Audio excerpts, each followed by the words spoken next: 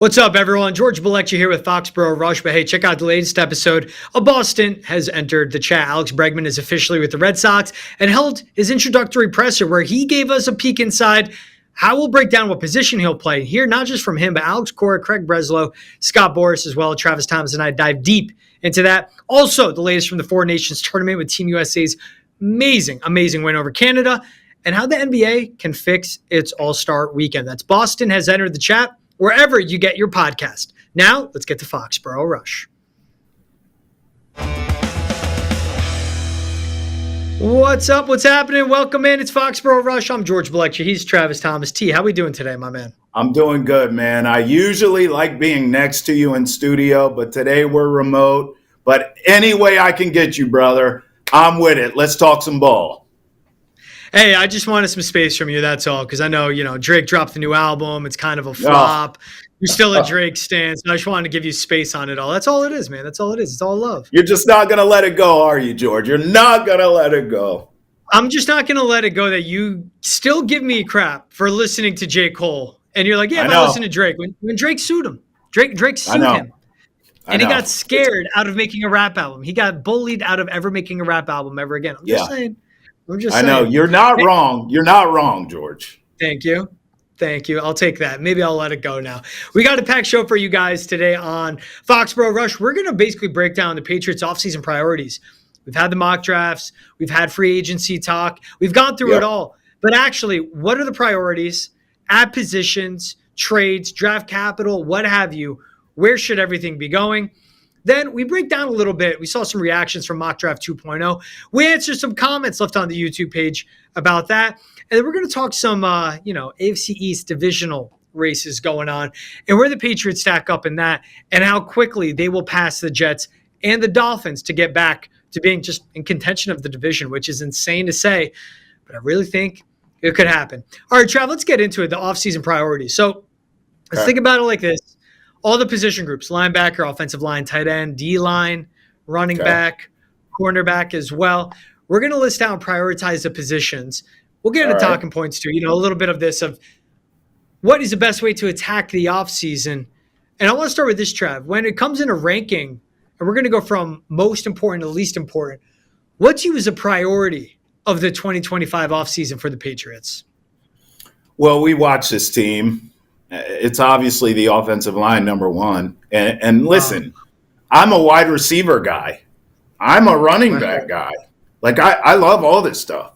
But none of this shack works without protection for your quarterback.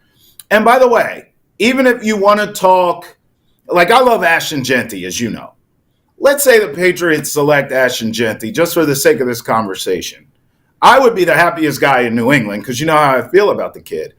It wouldn't mean squat if you can't open up holes for him to run through. So I think all of us, I don't know how anyone could vote against offensive line. It should be unanimous that offensive line is the number one priority. I think we start there, George, and then we can have conversations and debates about every other position after that. But it has to start with offensive line.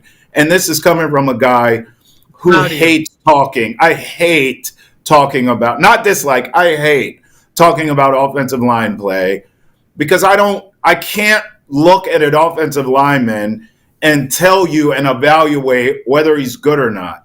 Can you block for my quarterback? Yes or no? Can you open up a hole for my running back? Yes or no? That's all that matters to me. Offensive line is number one, George, and it's not even particularly close between 1 and 2. It's one far and above away priority for the Patriots offensive line.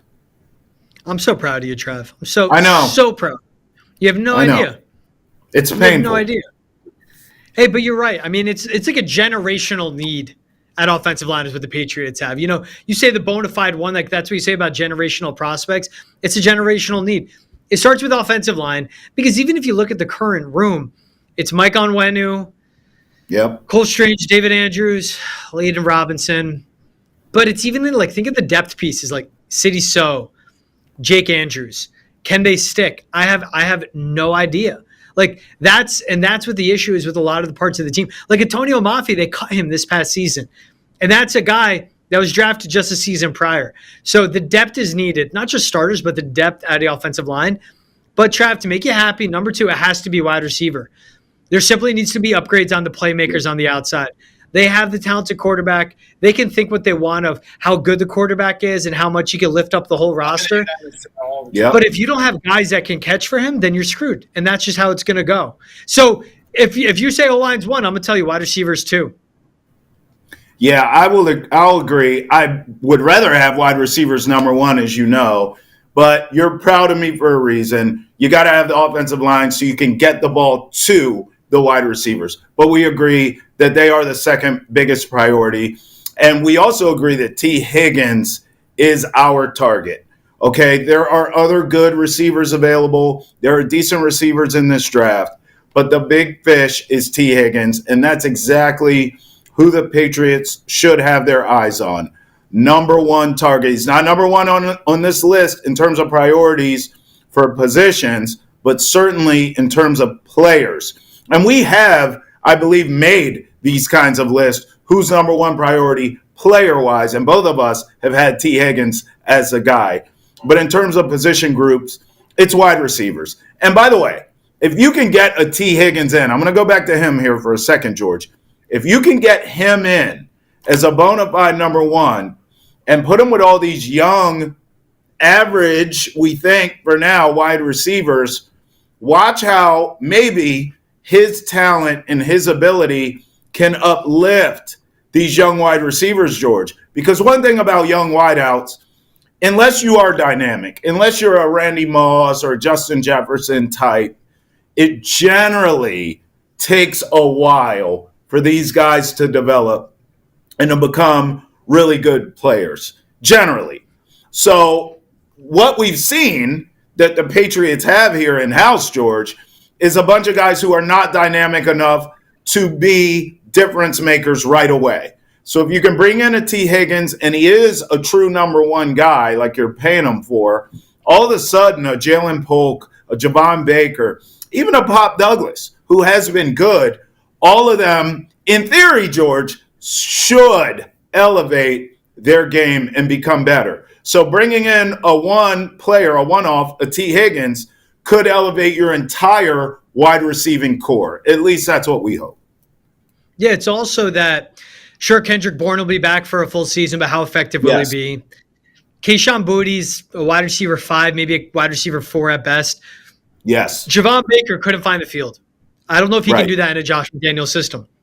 I'm not going to – and that's where I'm going to go with – that's when this is complex, and it gives me worries for lesser-type players like a Javon Baker. Can Jalen Polk get his confidence back? This offensive line room and this wide receiver room is the worst in the NFL.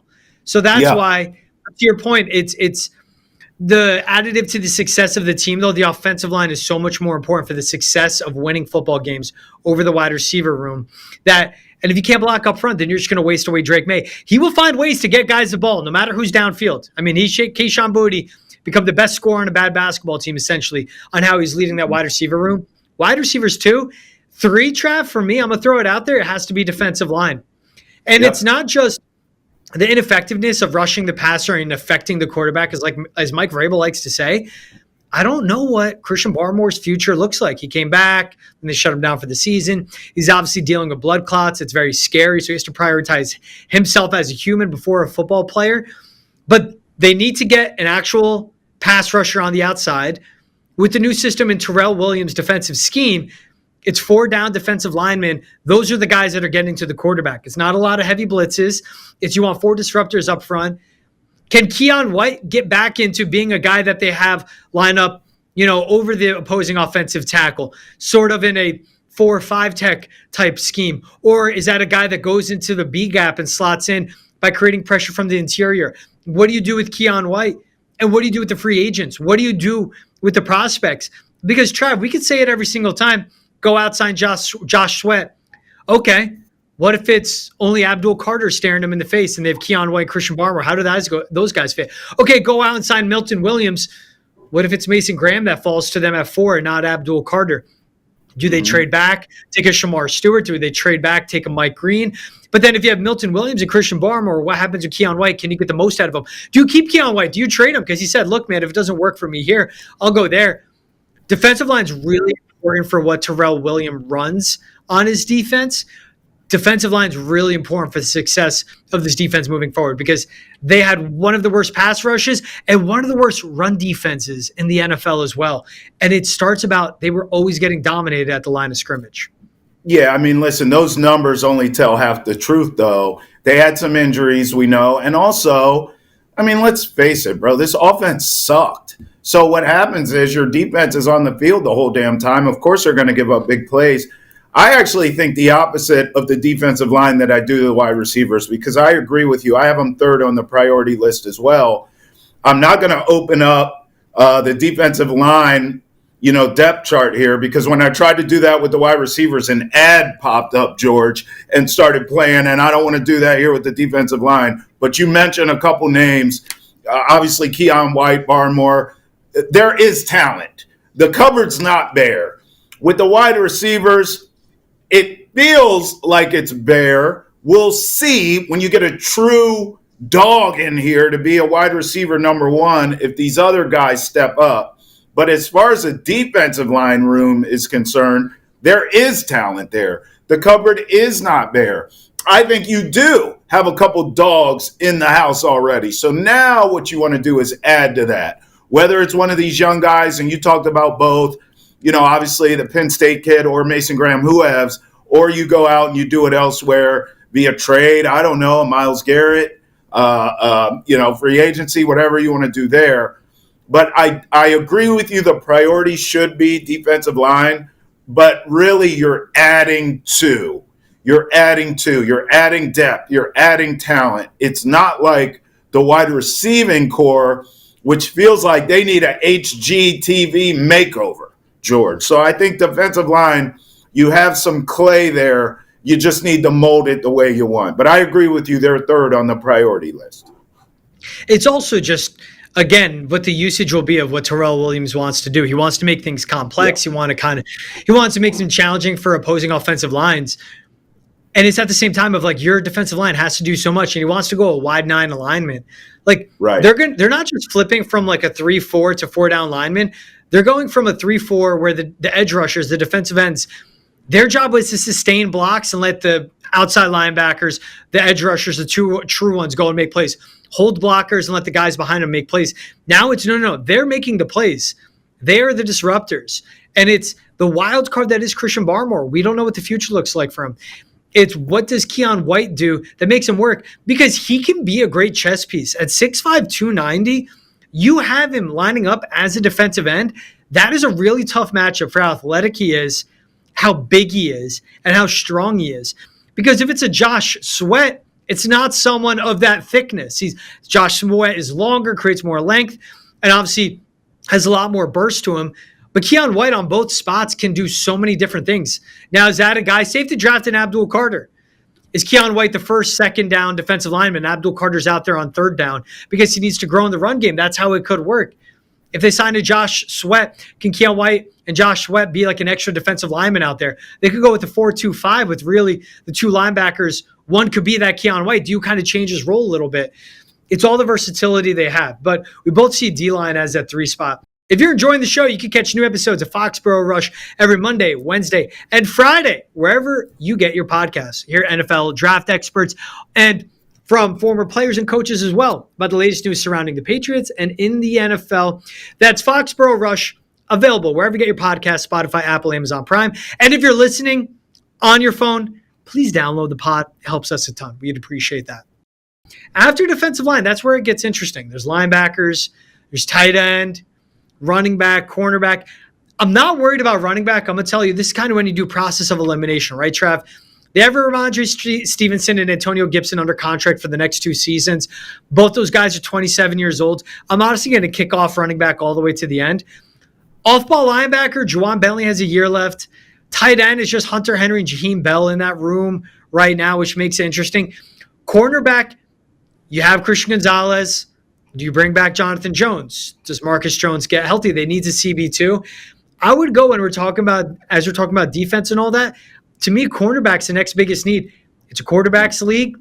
You're in the AFC that has the best quarterbacks in the NFL: Mahomes, Allen, Burrow, Yep. Lamar Jackson. Like a lot of good receivers just in your division as well. I think cornerback is next on their list. I would put that fourth. And that's something they can get in-house. You talked about in-house. Alex Austin, young, long, more than 6 foot. He could be a guy that gets things done for them right now as is. And there's good free agents out there. DJ Reed, I know you like. Charvarius Ward is where I lean. And they can get guys they could draft and develop in the 3rd, 4th round, depending where they fall as well. Yeah, I agree that it's corner. I have it 4th as well in my priority list. But even though we have been lockstep in all of these so far, I do think the explanation of why you have corner at 4 and I have corner at 4 does show the discrepancies in our personalities. Because what you spoke to was very GM George of you. It was very looking around the league, scope, what do we have in-house, how can we complement the kid we have, where I'm looking at it very Christian Gonzalez-centric. I am looking at it like this kid is so damn good. We owe it to him as a franchise to get someone equally as good or slightly, not quite as good, but close, or even better than him on the other side of him. Because I am telling you now, which is one of the reasons why I'm obsessed with Travis Hunter in a Patriots uniform. It is to play corner. Not to say he can't help you at wide receiver and packages, but I would love nothing more than to get Travis Hunter as a cornerback here in New England, simply because I think that is a perfect complement to the guy on the other side in Christian Gonzalez. If you can get 2, not 1, but 2 shutdown corners in this current NFL, where everyone is throwing the ball all around the yard and putting up these video game numbers, if you can have 2 shutdown corners, you now have just changed everything. You have opened Pandora's box to shutting down offenses in the NFL. And I know there's been a resurgence of the running back. You better run the ball against New England, because I'm telling you now, if you can figure out the other side in terms of that CB2 with Christian Gonzalez, you're going to be in great shape for shutting down whoever comes in here passing the football. It's just not going to happen. And then you factor in the weather. You get into November and December football, George, where it counts. Oh, my God. You're not throwing the ball on the Patriots. So I would be looking at that from a real competitive advantage and strategy of we got to figure out cornerback 2. If we can get a damn good one, whether we pay for it or we draft it, whatever, and put him with Christian Gonzalez, man, for the next decade, George, we're shutting down whoever. That's what I need. So I have corner at 4, but I could be talked into. Let's have this conversation real quick. I could be talked into corner, moving that ahead of defensive line. Honestly, I could be talked into that depending on who the person is. You start talking to me about Travis Hunter, all of a sudden that corner priority list moves up on my list. But for now, we agree, 4th overall. But I just think it's because of how great, not good, how great Christian Gonzalez is. I need to compliment that and get more greatness out of him, George. Yeah, but he's that wide receiver 1, and you could go with the old school Bill Belichick approach of have a Christian Gonzalez take on the second best receiver, get a good CB2 and bracket the true number 1 with some extra help. It's just with this defensive line, they were terrible, Travis. If you get your butt kicked at the line of scrimmage, you're not going to win games. How did the Eagles win? It was Josh Sweat and Milton Williams and Jalen Carter and Jordan Davis and Brandon Graham making Patrick Mahomes' life hell. How did they win on the other side? How good Landon Dickerson was at just eliminating Chris Jones from the game plan. It's just there's a reason of how much the Eagles invested in their defensive and offensive line and how much it paid for. 4 of their 5 starters on O-line, they drafted. All their guys on the defensive line, they drafted. So, and it just that games come down to that. They had 2 great corners, Cooper DeJean, Kenyon Mitchell. They had really good secondary play. I'm not ignoring that. Yep. But the D-line also was so bad, you need to at least get that up to speed. Because, hey, doesn't matter how good Christian Gonzalez is. If the quarterback has all time to throw, someone's going to get open on him eventually. Sure. And that's how it's going to be. Doesn't matter how good he is. To your point, people are going to run the ball on the Patriots because they're getting their butts kicked at the line of scrimmage. Doesn't even matter how good of a corner you have because opposing teams aren't going to have to throw the ball. They're just going to run the way to success. But they're both very important. We're going through priorities and we're ranking them. But D-line is ahead of cornerback because also of how dire it is. If the Pats were without a bona fide true CB1 that could be an elite guy, lockdown corner, then maybe it would be ahead. But I don't know what's happening with Christian Barmore. And, of course, they just need to fill that room. So after, with the top four, we're lock in step. Who do you have at your 5 then? I'm curious. Who do you have as a 5 spot? Well, honestly, I didn't care enough to, I'm really glad we're in lockstep with the top 4 because the last 3, I didn't really care that much. Unless you could get someone who's dynamic at one of these positions, I really don't think it's going to matter. I went tight end next because of that. Mm-hmm. I just think nowadays in this new NFL, look at the advantage of having a dynamic tight end and what it does, not just for offenses, George, but particularly for young quarterbacks who are still developing like a Drake May. So if you can have someone, and it's nothing against, Hunter Henry or Austin Hooper or any of these guys, but none of them are dynamic, okay? So if you could get me someone who's dynamic at the position of tight end, then I'm interested. I just don't think it's going to happen with this team. So that's why I have it so low. I have it 5th, unless there's someone who's really a game changer, a difference maker. There's a couple in this draft, but I just don't think the Patriots are going to be in position to draft them. Yeah, it's with tight end, it's just you want the guys that can be consistent. And if you have a dynamic wide receiver room, tight end position, you don't have to worry much about. If your wide receiver room is lesser, then you want that true Y-type tight end, that pass catcher out there, the David Njoku, that can certainly be reliable and be a chain mover. I have off-ball linebacker ahead of tight end just because I think it all depends on the system. But right now when I look at this offseason, you look at the free agent wide receivers, the Patriots can fill that room so much quicker and just revamp it to be comparable, and they have the cap space to pay for it. Off-ball linebacker I just have ahead of tight end because Juwan Bentley has a year left, but how effective will he be coming off a season where he was lost due to injury? And when you look at the Jelani Tavais and the Sione Takitakis, I don't know how much longer their future is in New England as well. These are the tier of priorities, the top 4 compared to the bottom 3 for me are so vastly different. Because also, again, look at the Eagles. Zach Bond was a special teamer for the New Orleans Saints. He was an all-pro off-ball linebacker for the Super Bowl champion Eagles. But that's because the defensive line in front of him was so damn good. You just need someone there that's good in coverage and can blitz when needed and make plays. The Patriots need to go out and get that guy.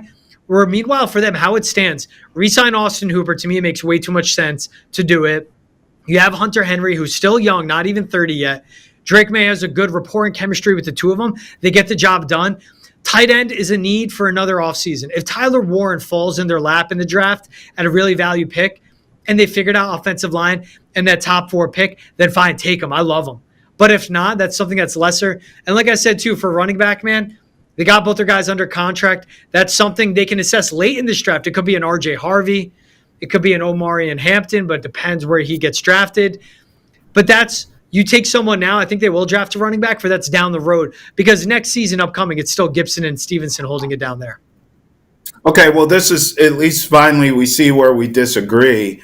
And we just don't care enough about these positions to make it a big deal. But I have linebacker last. And one of the reasons why is because I am willing, if it were my money, to spend it on the front end of my defense, which we talked about, the defensive linemen, pass rushers, run stoppers, the whole 9, and the back end of my defense.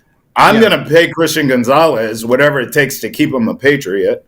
And I damn sure want to pay someone now, or if you draft them, you want to keep a Travis Hunter or someone like that, I want to pay them as well to be on the back end of my defense, shutting everything down in the air. The linebackers is where I would get the bargain.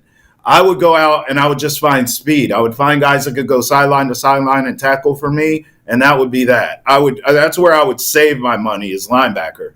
I'm going to have tight end, which I told you, and running back over linebackers because of what I said, dynamic playmaking ability. If you can get that at the tight end position at some point, because we do agree that should be some other offseason, okay? But at some point, I'm going to want that dynamic tight end to stretch the defense, to control the middle of the field in between the hashes, okay? Make big third down, fourth down catches, because now it's a 4-down league. I feel the same way about running back. And, I brought this up. There's been a resurgence of the running back. We see it with Saquon and the success he had.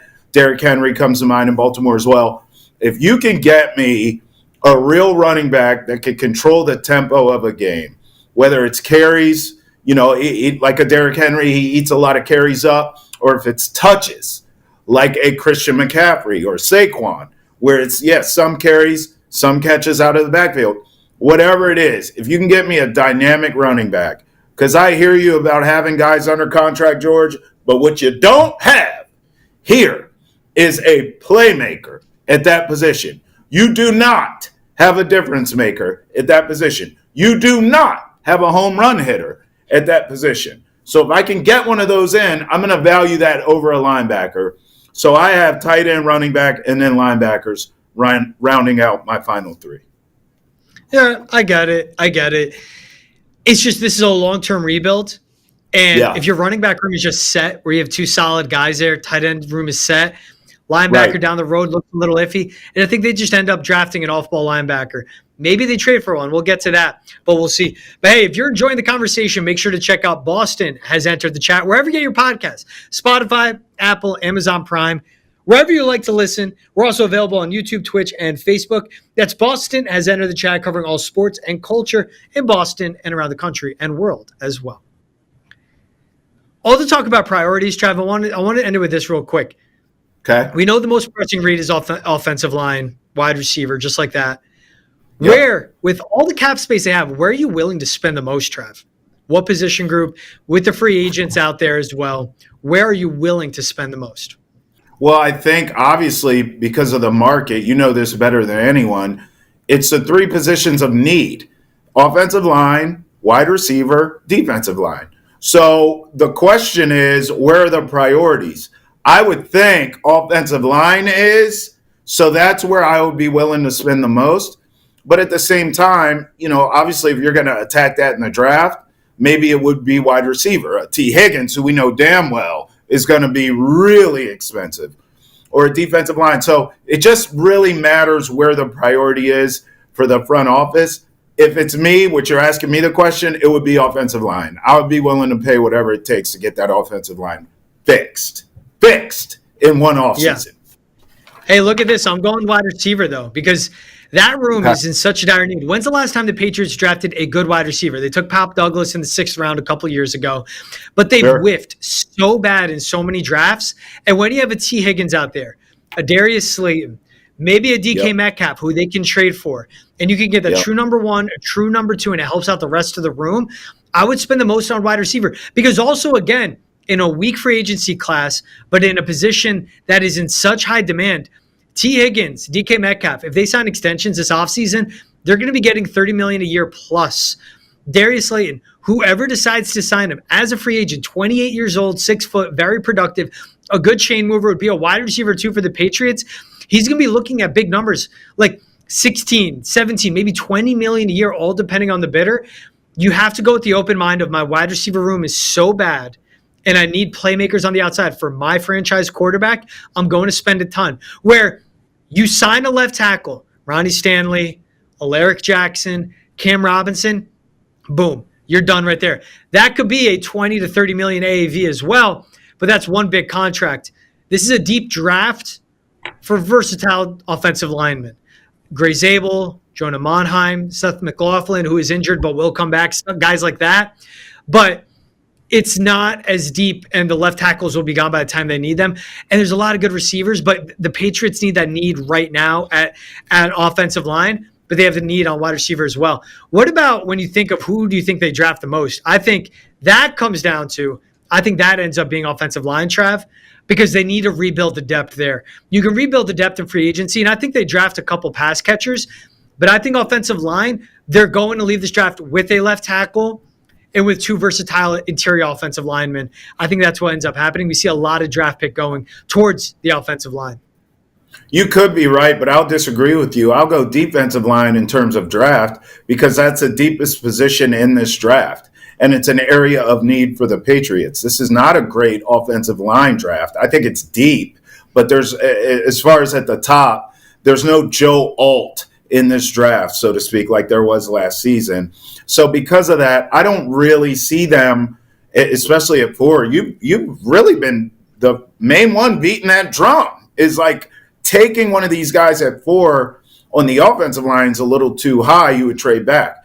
Well, defensive line wise, there's a couple choices you could take at 4. By the way, if they're there, I mean, there's talks here that there could be a pass rusher going number 1 in this draft that the Patriots covet. So again, an Abdul Carter. So again, I'm going to look at this as priority. I think it's defensive line when it comes to the draft, because whether it's an Abdul Carter or Mason Graham or whoever's, they're to be had in this draft. There are difference makers. There are, guys that evaluate this stuff. They're telling you there are absolute stars in this draft on the defensive line. Mike Vrabel, we know, covets that on the defensive side. So I actually think in an area of need and a draft that matches up with that in terms of what the draft is providing you, I think defensive line would probably be my answer in terms of priority for being drafted. Hey, and it's not just the big names. It's the Jack Sawyers, who could be a second-round pick, right, the Darius Alexanders, the Deion Walker, defensive tackle out of Kentucky. Then there's the Shamar Stewarts, the Mike Greens. We'll see where those guys end up. There could be a lot of draft stock put into defensive line as well. All right, let's get to some reactions from Mock Draft 2.0. Trav, we traded back. We took Will Campbell out of LSU. Yep. I know. And just for the quick recap, too, on that one, I know everyone's wondering. And Trav, hey, look, I didn't subject you to that torture. Will Campbell, Jaden Higgins, Darius Alexander, Marcus Mbow, Harold Fanning, Kobe Bryant. Those were the top 4 round picks taken. Trav, you have something? Yeah. You just want to know? You like it? Okay. You lost me a trade back. Hey, it's what it is, man. If it doesn't make sense at 4 with no Carter or Hunter there, you get more picks, and that's how you get a Jaden Higgins, a Darius Alexander. Both could be starters for this offense. And when Jaden Higgins is catching passes and just lighting up the league as a sick athlete and route runner, Trav, you'll love it, because that's a second-round pick, and that's just a smart drafting right there. You want to kill me right now. But we want to get to the comments. Here was one. Zach Asartrian, I think I'll go with that one. I mean, Armenian flag in his bio, so I'm sorry for butchering the YouTube handle. He said neither T nor Stanley will hit free agency. T. Higgins will be tagged. You have to give up at least a 3 for him in a trade. Plus, now you have to pay him $30 million a year for 3 to 4 years. Ravens will sign Ronnie Stanley to an extension.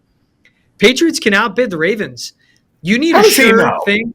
How does he know? Exactly. What does he know? He doesn't know. And does T. Higgins get tagged? So the Bengals are going to be willing to pay T. Higgins $25 million this upcoming season. They just paid him $21 million, very cheap ownership. They're going to pay him $25. If they know they're going to extend T, yes, then they'll tag him just so other teams can sign him, and then they'll give him to an extension and wipe away the franchise tag. But the Patriots are the highest bidder out there, so I'm not going to rule out them landing them, especially Ronnie Stanley at left tackle. He's up there in age, finally got healthy again. The Patriots can overpay. They have to. They have to pay the suck tax, and they can, more than what the Ravens can afford. My thing is this. You don't know. I don't know. He doesn't know. We're all speculating. I mean, this finite, they're going to tag this guy. This guy's not going to sign this guy. How do you know? I mean, this is called a mock draft. Mock. We don't know. That's all I'm saying, George. I appreciate you defending the mock draft, at least, even when we trade back. Another one from our guy, Ted. Oops, sorry, hit my laptop there. He goes, this is a trade back spot. Someone will start Sanders or Hunter. Will want Sanders or Hunter, and the Pats need picks.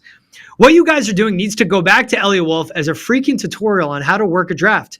You could have traded back again with the Cowboys and got more picks because the Pokes need to get Ashton Genty. My thing, though, if Travis Hunter, Abdul Carter are there, you don't trade back. Yeah, you take I one agree. or the other. Yep. Those are franchise-changing prospects. Yep. And that's how it goes. Because the Patriots have such a dire need at defensive line, such a big need in playmaking ability. The ceiling of a Carter or Hunter is so damn high, you take them at 4. Just the same thing the Patriots stuck at 3 and took Drake May. You stay at 4 and you take those guys there. If both are gone, you trade back. Because if you're staring at Ted McMillan in the face, no.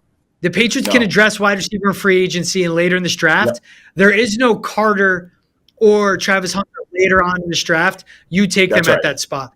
I'm not going to say sure thing you trade back. If both those guys are there, oh my gosh. You got leverage. You pick one or the other. If only one is there, I'm taking them. I am not trading back. I'm not passing up on Abdul Carter or Travis Hunter. Now you're speaking my language because I completely agree. Verbatim, word for word. Abdul Carter, Travis Hunter, you don't pass them up.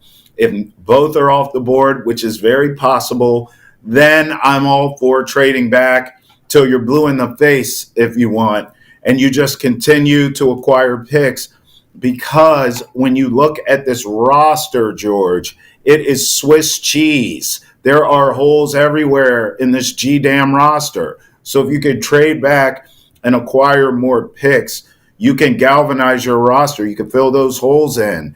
And listen, maybe there aren't superstars, but if you can draft solid players that can provide depth and can provide need for the needs that you do have, then you bring them in. So I'm all for it. You know, I give you a hard time, you and Keegan a hard time with these mock drafts because I'm just not interested in sitting around for 6 rounds and giving you some random middle linebacker out of Toledo that no one's ever heard of.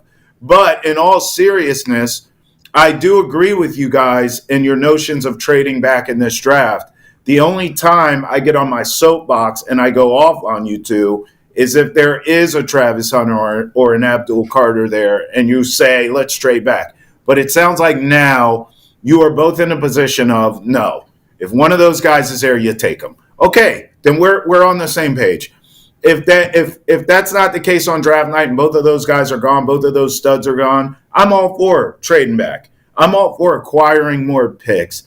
The key in all of this, whether it's Abdul Carter, Travis Hunter, or not, you have to nail this draft class, George. You and I have talked about this. This is not one of those years where you can get it wrong. You have to nail all these picks. You can't have 1 or 2 whiffs here.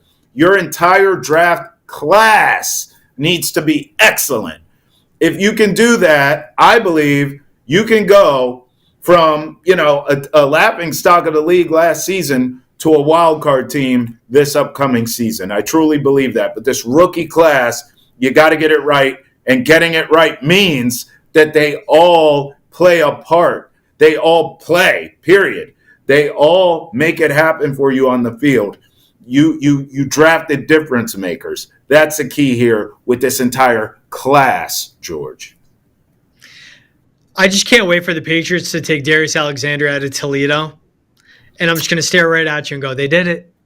He's a defensive lineman. He's a sick defensive tackle. At least he's not a linebacker, Trav. You're going to love him. You're going to love him. Dominating guys. Don't sleep on Toledo. Toledo. You know what's weird? You know what's weird about me, George, is I'm like literally addicted to college football. Like I should go to rehab for college football. You know I love this stuff. But I don't care about these like random, dudes that go to like Texas Southern and it's corner.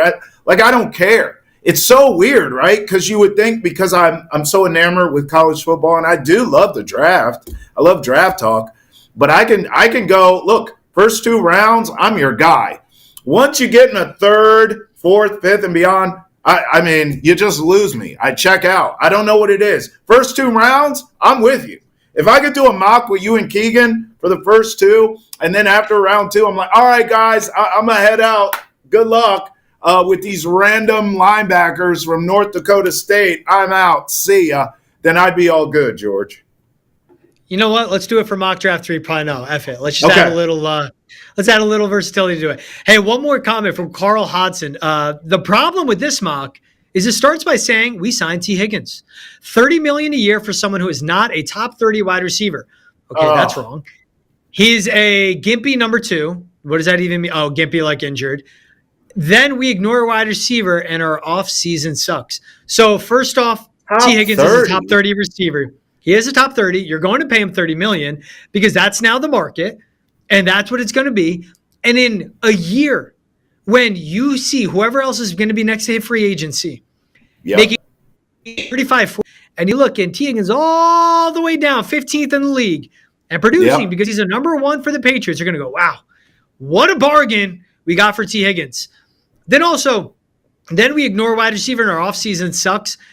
Mind you, in this draft, we literally take Jaden Higgins out of Iowa State in round 2, and then Harold Fannin out of Bowling Green in the 3rd round as well. Jaden Higgins is a T. Higgins, same last name, with more versatility. Sick route runner, sick athlete, really good hands. Trav, you know what you'd love about Jaden Higgins out of Iowa State? Insane run blocker. Like violent hands in the way of he puts his paws on a cornerback and makes their life hell. Yeah. That's a guy, when you're going 11 personnel, and it's T. Higgins out wide, Darius Slayton across from him, and Jaden Higgins in the slot, that is a productive offense. When you go with 4 receivers and you have Pop Douglas being the gadget guy he is, that's something Drake May can cook with. So, I mean, that comment, just like the $30 million a year, yeah, that's the price, bud. That's the price. If they trade for DK Metcalf, they're going to have to sign him to an extension for $30 to $35 million a year as well. That is the price for the top wide receiver in this free agency class. Yeah, that's a market, and it is what it is. I can see people suggesting the Patriots won't get T. Higgins because there's other viable options for T. Higgins. I can get people saying, well, the Chargers need a receiver. They have money. He may want to play with Harbaugh and Herbert over New England. Okay, I get it. But what I don't get is when people say, well, you know, it's not worth paying him that money. What are you talking about? I mean, George is right. That's a market. So don't get mad at T. Higgins. Don't hate the player, hate the game, right? That's a market for a top wide receiver, as you said. But also, what do you mean? Like, he's not a number 1. How the hell do you know? First of all, he's with Jamar Chase, who's from another planet in terms of talent. You can't knock T. Higgins for that. Jamar Chase is like beyond a number 1, okay? Like, so what's he supposed to do? I actually like that fact. I like that he's played alongside someone who he can learn from, A. B, T. Higgins, his mentals, he should want to go somewhere and prove he can be a number 1 guy. That's exactly what I want if I'm a Patriot fan. I'll pay him to be a number 1, and then I want him to come in here with a chip on his shoulder that I am a number 1. Let me prove it to you. That's exactly what I want. I don't understand, George, the mentality of like, why would you pay him? He's not a number 1. What are you talking about? He's not number 1 because he has Jamar Chase, bro. No one can be a number 1 next to that dude. And now he should want to go and show that I'm capable of being a top dog in this league. I just don't get the mentality, George. It's backwards to me. Like, I would want someone trying to prove that they can be the man. And this is what the market dictates, that a number 1 wide receiver gets paid. What's the problem? And it's also the rest of the free agent wide receivers, like Chris Godwin coming off a really bad injury, Stephon Diggs, torn ACL, Amari Cooper, old, DeAndre Hopkins, washed up. Like, again, T. Higgins is benefiting for being the best receiver in a weak free agency class. Right. Sometimes timing is all it is, and that's all it is anytime. Dak Prescott's making 60. He's making more a year than Patrick Mahomes. It's because he was the latest to get paid. That is the NFL. If you're enjoying the show, you can catch new episodes of Foxborough Rush every Monday, Wednesday, and Friday, wherever you get your podcasts. Hear NFL draft experts and from former players and coaches as well about the latest news surrounding the Patriots and in the NFL. That's Foxborough Rush available wherever you get your podcast, Spotify, Apple, Amazon Prime. And if you're listening on your phone, please download the pod. It helps us a ton. We'd appreciate that. Please, please, please. Just asking nicely. All right, Trav, we'll end with a fun comment. Enough draft talk for you. Where do you see the Patriots ending up in the AFC East this year?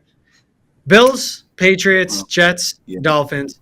Josh Allen, Drake May, Tua Tagovailoa, fill in the blank for the Jets. That's what the quarterback situation looks like. And also, Mike McDaniel's on the hot seat. The Jets with a new head coach, first-time head coach in Aaron Glenn. Brick and Jack Johnson still maybe calling shots. I don't know. While the Patriots have Mike Vrabel back as a head coach. Listen, one of the first bets that I can't wait to make is the Patriots to make the playoffs. I can't wait to make that bet because that's where I'm at. I think they're going to be a wild card team. I think they're going to finish second in the division behind the Bills, but the Bills are regressing right in front of our eyes. This past year was yet another example of it's their time. This is their time. Look at they don't have the same weapons that they did. They're running the ball now. They're more physical. They're ready to go on the road if they need to do that and win a playoff game by running the ball and being more physical. And they still couldn't get it done. They still cannot beat Mahomes. Okay? And I'm beginning to believe, George, they're never going to do it. They're never going to beat them. So I think now you start to see the Bills, not that their championship window isn't still open because you have Josh Allen, okay? If he's under center, it's always going to be open. But I don't believe it's chalked open like it used to be. I think now it's starting to close a bit. And I think the Bills know that. And I think that's advantage Patriots. Obviously with the Jets, they're in constant rebuild mode. They're not even worth discussing. And then with the Dolphins, you know, you and I said it at the time, credit to the both of us, we didn't think Tua was worth the contract. And we thought that contract that they did give him would haunt them down the road. It would hinder them on bringing in the weapons necessary that they need, maybe defensively, right? We know the receivers, they have a ton of money tied up there, but I just don't really think you're going to win in this league at a high level with Tua Tagovailoa as your quarterback. He doesn't play well in the cold. He doesn't really play well on the road, and we know about the concussions, okay? So I'm not really putting a ton of stock in the Dolphins either. So I think that in the end, as long as you have a great offseason, if you can get a T. Higgins, if you can get this offensive line figured out, if you can have a kick butt draft, I think the Patriots could be a wild card team next year. I need to see all those things happen, George, before I make this bet, I'm telling you. But I do believe it's going to happen. If you can have a really good offseason, I will take the Patriots to be a wild card team next season. I have them finishing right behind the Bills in the AFC East, and I could see them at 9-8. Is that good enough to make a wild card? We'll find out in the AFC. But I think this will be a 9-8 football team. I mean, the Bengals just missed the playoffs going 9-8 last year. Just missed that final wild card spot. It's what happens with the Steelers, what happens with the Broncos, but really that last spot. Do the Bengals regress? Do the Colts regress? We expect the Dolphins certainly too. The AFC is wide open. And this is a team that very well, I think they finished second in the AFC East. I think it still goes Bills. It's Josh Allen. Yep. The Bills, good and bad what they did this season. They overachieved for sure, but they bought Sean McDermott a few for more seasons. Mm-hmm. But if you look at, can the Patriots team get healthy to start? Just point blank period. Can they get healthy? Can they have the middle of their offensive line sorted out? They lost David Andrews to a shoulder injury. Cole Strange came back in the year. They won't have these practice squad guys starting all over their offensive line around a Mike Onwenu. Can they upgrade the wide receiver? I mean, they certainly will. You expect him to hit. They did the right thing with the coaching staff. The coaching boost that Mike Vrabel gives them. We ran through it, Trav. For a 4-win team, we said how many wins would we give them? And we gave them 2 to 3 more wins because of Mike Vrabel alone. All the times that the Patriots late in the game just threw up all over themselves. They would have beat the Seahawks. They would have beaten the Titans. You know, they would have beaten and won in those close games where they were just simply not competitive towards the end because lack of coaching shined through. That's a difference between wild card and missing the playoffs. So I think the Patriots, I really do. I think they finished second to AFC East, which is insane to say to me because of how bad they looked last season. But the coaching hire was the right hire. Offensive coordinator was the right hire. And I'm such a big believer in Drake May. That's my big thing on all this. I think it's so special, and you're going to get him around the right coaching in a full NFL offseason. He's going to make such a big leap in year 2. And as it is with the Dolphins, that's just a soft team. That is just Vic Fangio left because he was butting heads with Mike McDaniels and he wasn't right with the players. He just led the best defense in the NFL to a Super Bowl win and made Patrick Mahomes look like he doesn't know how to play quarterback. The Dolphins are a soft team. The Jets need to get the taste of Aaron Rodgers out of their mouth. That's going to take a couple years. And who knows what they even do with their young studs, like a Garrett Wilson as well. That's a guy that could be on the move in a trade too. It's just this division is wide open. It's going to be a bad division. But whatever. If you perform well in a bad division, that could get you into the postseason, Trav.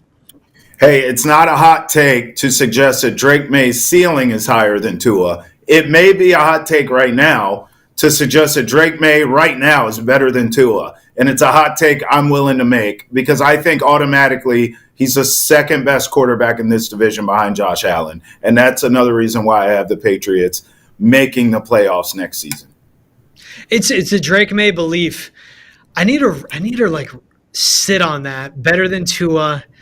Right when now. Tua's healthy, man, that offense is firing on all cylinders. And it's one of the hardest offenses to stop in the NFL. It's tough for me to say right now, but the fact that I even have to think about it says a lot about Drake May. That says a lot about Drake May right there. Exactly. So, bigger, stronger arm, better looking. Drake May, baby! Less tattoos. He's Travis Thomas. I'm George Balekji. This is Foxborough Rush. Thank you so much for making us a part of your day. Catch new episodes every Monday, Wednesday, and Friday, wherever you get your podcast. Please download. Don't just subscribe. Don't only subscribe. You can describe us to your friends, but also tell them to download as you describe it to them as well. Wherever you get your podcast, I'm GB. He's Double T. We'll see you guys next time. Have a good one, everyone.